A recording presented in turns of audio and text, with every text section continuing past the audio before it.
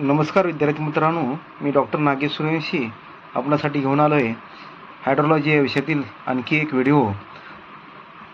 आपण यापूर्वी यील्ड आणि डिपेंडेबल यील्ड या कन्सेप्टबद्दल पाहिलेला आहे.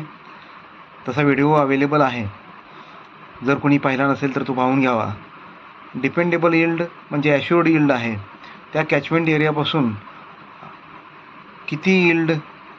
किती वॉटर अवेलेबल आपल्याला होणार आहे, त्या कॅचमेंटच्या पासून आपल्याला किती यील्ड मिळणार आहे ते आपण कॅल्क्युलेट करतो. आपण हे पण पाहिलेलं आहे की त्यासाठी आपल्याला डिपेंडेबिलिटी आपण डिसाईड करावी लागते.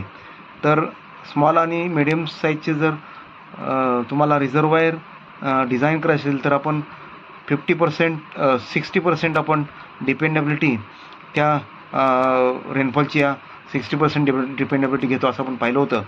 आणि जर लार्ज साईज रिझर्वायर जर आपल्याला डिझाईन करायचं असेल तर 75% डिपेंडेबिलिटी, त्या रेनफॉलच्या 75% डिपेंडेबिलिटी ही आपल्याला कन्सिडर केलेली असते. आपण आता एक एक्झरसाईज पाहतोय, तो एक्झरसाईज मी रीड करतो. You have to take note down the exercise and how it can be solve, that will see. So आपण पाहूया the exercise. Find out rainfall corresponding to the 50% dependability. Rainfall corresponding to 50% dependability from the following chronological record of annual rainfall. Also calculate the yield of the catchment having an area of 750 square kilometer. Catchment area हा 750 square किलोमीटरचा दिलेला आहे आणि त्याच्यापासून किती yield मिळेल आपल्याला ते काढायचं आहे. आणि जो रेनफॉल आपल्याला दिलेला आहे डेटा करस्पॉन्डिंग टू 50% डिपेंडेबिलिटी हे आपल्याला घ्यायचं आहे आणि आपल्याला यील्ड काढायचं आहे. तर त्यासाठी जो डेटा दिलेला आहे तो डेटा व्यवस्थित तुम्ही पहिल्यांदा नोट डाऊन करून घ्या. तर या डेटामध्ये पाहिलं तर रेनफॉल आहे आणि इयर आहे. पहिल्या रोमध्ये तुम्हाला 8 कॉलम आहेत. प्रत्येक रोमध्ये 8 कॉलम आहेत. असे 4 रो आहेत. त्यामध्ये तुम्हाला 32 आणि खाली 3 दिले आहेत. असं 35 इयरचा डेटा ह्यामध्ये आपल्याला दिसतो.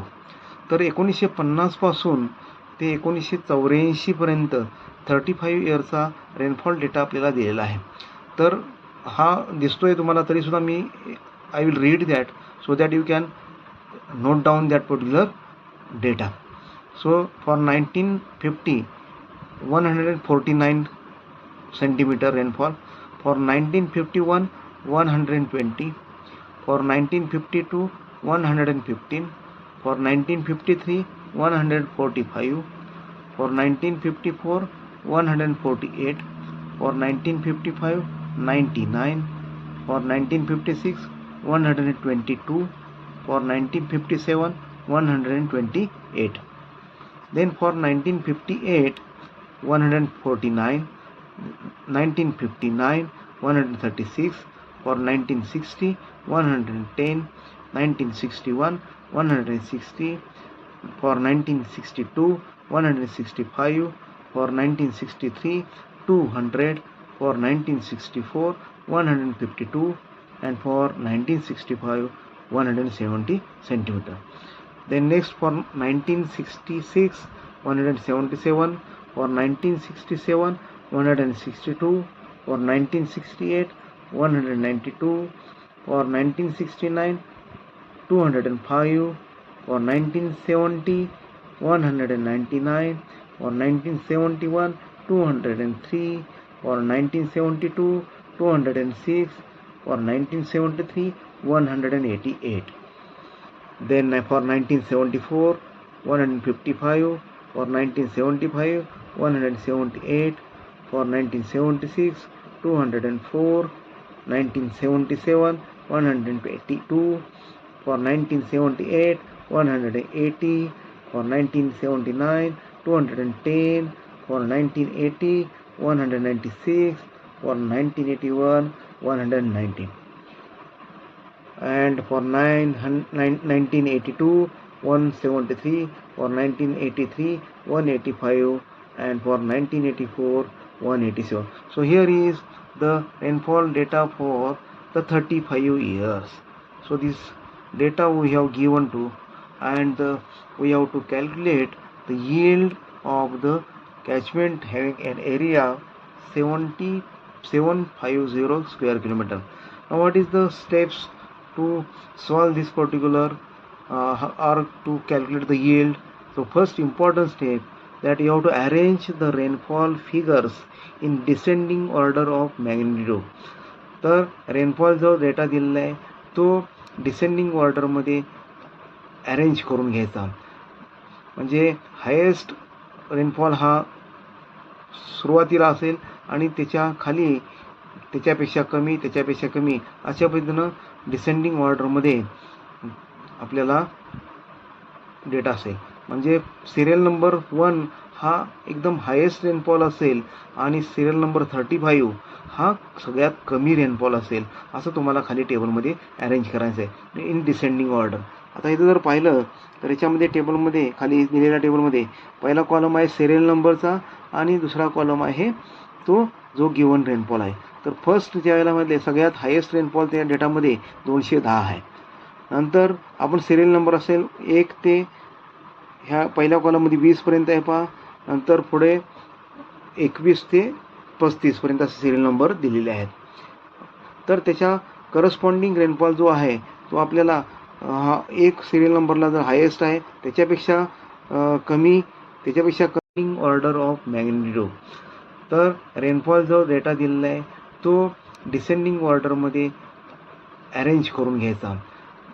म्हणजे हायेस्ट रेनफॉल हा सुरुवातीला असेल आणि त्याच्या खाली त्याच्यापेक्षा कमी अशा पद्धतीनं डिसेंडिंग ऑर्डरमध्ये आपल्याला डेटा असेल. म्हणजे सिरियल नंबर 1 हा एकदम हायेस्ट रेनफॉल असेल आणि सिरियल नंबर 35 हा सगळ्यात कमी रेनफॉल असेल, असं तुम्हाला खाली टेबलमध्ये अरेंज करायचं आहे इन डिसेंडिंग ऑर्डर. आता इथं जर पाहिलं तर याच्यामध्ये टेबलमध्ये खाली दिलेल्या टेबलमध्ये पहिला कॉलम आहे सिरियल नंबरचा आणि दुसरा कॉलम आहे तो जो गिवन रेनफॉल आहे. तर फर्स्ट ज्या वेळेला मध्ये सगळ्यात हायेस्ट रेनफॉल त्या डेटामध्ये 210 आहे. नंतर आपण सिरियल नंबर असेल 1 ते ह्या पहिल्या कॉलममध्ये 20 पर्यंत आहे पहा. नंतर पुढे 21 ते 35 पर्यंत असे सिरियल नंबर दिलेले आहेत. तर त्याच्या करस्पॉन्डिंग रेनफॉल जो आहे तो आपल्याला हा एक सिरियल नंबरला जर हायेस्ट आहे त्याच्यापेक्षा कमी अशा पद्धतीने हा डेटा आपल्याला अरेंज करायचा आहे. आणि जर पाहिलं तर अशा लक्षात येईल की 35 सिरियल नंबर आहे त्या ठिकाणी 99 हा कमीत कमी रेनफॉल आहे आणि सुरुवातीला पहिला सिरियल नंबर आहे तिचा 210 जो maximum rainfall from data given data of 35 years. तर अशा पद्धतीने आपण सिरियल नंबर 35 पर्यंत हा data descending order of their magnitude of rainfall आपण अरेंज केलेला आहे. आता अशा पद्धतीने हा अरेंज केल्यानंतर आपल्याला दिलेला आहे 50% डिपेंडेबिलिटी. तर 50% डिपेंडेबल रेनफॉल जो आहे तो कोणत्या सिरियल नंबरला येईल तो आपल्याला काढायचा आहे. म्हणजे दुसरी स्टेप आहे calculate 50% dependable rainfall comes at which serial number. ती सिरियल नंबर आपल्याला काढायची आहे. तर आता सिरियल नंबर काढायसाठी ह्या ठिकाणी लिहिलेलं पहा की the 50% dependable rainfall comes at serial number. कोणती सिरियल नंबर असेल की त्यामध्ये 50% डिपेंडेबल रेनफॉल आहे. तर 50% म्हणजे 35 या टोटल 35 इयरचा डेटा आहे, 35 इयरचा डेटा आहे.